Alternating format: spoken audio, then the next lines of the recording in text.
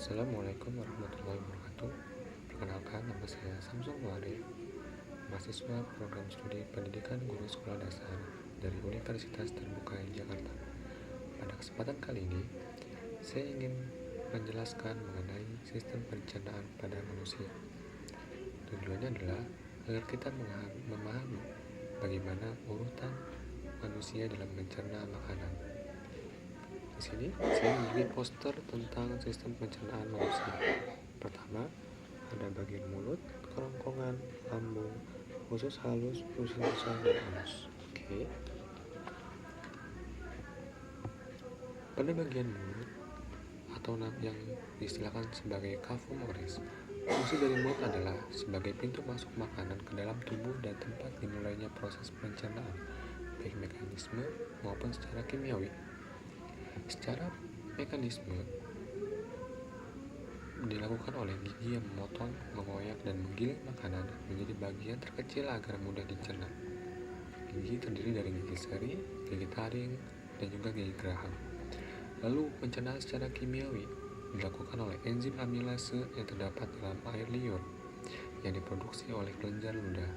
Fungsinya adalah untuk mengubah amilum menjadi maltosa atau gula sederhana. Sisi lain, lidah berfungsi untuk membantu mengaduk makanan, mengenali rasa, dan membentuk bolus atau gumpalan makanan lunak yang siap untuk ditelan. Urutan yang kedua adalah faring yang terletak di bagian tenggorokan. Fungsinya adalah untuk sebagai jalur persimpangan antara saluran pencernaan dan pernafasan. Jadi, ketika kita menelan makanan, bagian epiglotis atau katup yang ada di pangkal tenggorokan menutup trakea agar makanan tidak masuk ke saluran pernafasan. Dan bolus makanan dialirkan menuju esofagus melalui gerakan otot. Nah, pada bagian esofagus fungsinya untuk menyalurkan makanan dari faring ke lambung dengan gerak peristaltik, yaitu kontraksi berirama otot-otot dinding esofagus yang mendorong bolus ke bawah, sehingga tidak terjadi pencernaan kimiawi di sini, melainkan hanya transportasi makanan. Ujung bawah bagian esofagus memiliki finger esofagus bawah yang mencegah makanan kembali ke atas. Kemudian urutan selanjutnya adalah lambung. Fungsi lambung adalah sebagai tempat pencernaan kimiawi protein dan mengadukan makanan menjadi cairan semi padat yang disebut chymus. Struktur lambung terdiri dari kardia atau lambung bagian atas, fundus, lambung bagian tengah, dan pylorus, lambung bagian bawah yang menuju langsung ke usus halus. Pada bagian lambung terjadi gerak mekanis, yaitu otot lambung berkontraksi untuk mengaduk makanan dengan cairan lambung. Kemudian ada pencernaan secara kimiawi.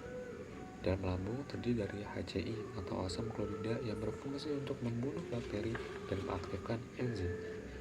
Kemudian mengandung pepsinogen yang diubah menjadi pepsin oleh HCI atau asam klorida.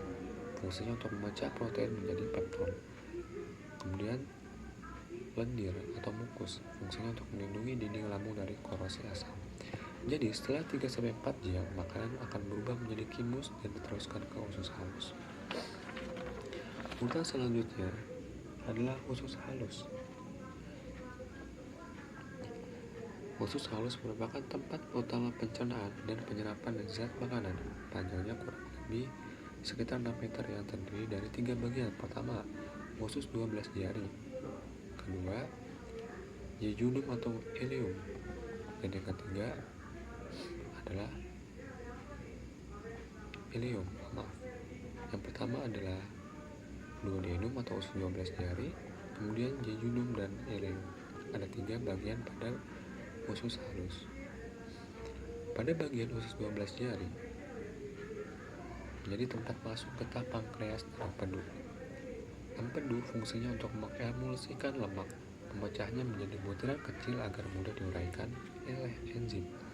Kemudian getah pankreas yang berasal dari pankreas mengandung 3 enzim penting. Pertama, amilase, mengubah amilum menjadi maltosa. Kedua, lipase, mengubah lemak menjadi asam lemak dan gliserol. Dan yang ketiga adalah tripsin, mengubah pepton menjadi asam amino sederhana. Kemudian bagian kedua dan ketiga adalah jejunum dan ileum. Di bagian ini terjadilah proses penyerapan zat makanan oleh villi yang memperluas permukaan serapan, di mana karbohidrat akan diubah menjadi glukosa, protein diubah menjadi asam amino, lemak diubah menjadi asam lemak dan glycerol, serta vitamin dan mineral langsung diserap ke dalam darah.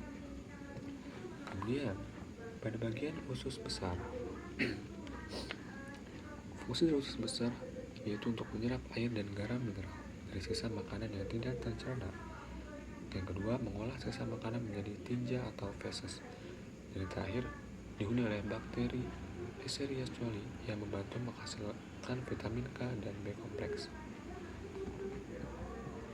Kemudian yang terakhir adalah anus, yang merupakan ujung akhir dari sistem pencernaan.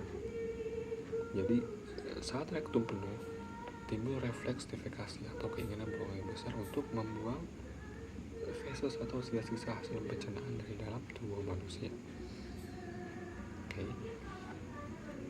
Kesimpulannya adalah sistem pencernaan manusia bekerja secara terkoordinasi antara pencernaan mekanis, kimiawi, dan penyerapan untuk mengubah makanan kompleks menjadi zat gizi sederhana seperti glukosa, asam amino, asam lemak, vitamin, mineral, dan air yang dapat digunakan tubuh untuk energi, pertumbuhan, dan perbaikan sel.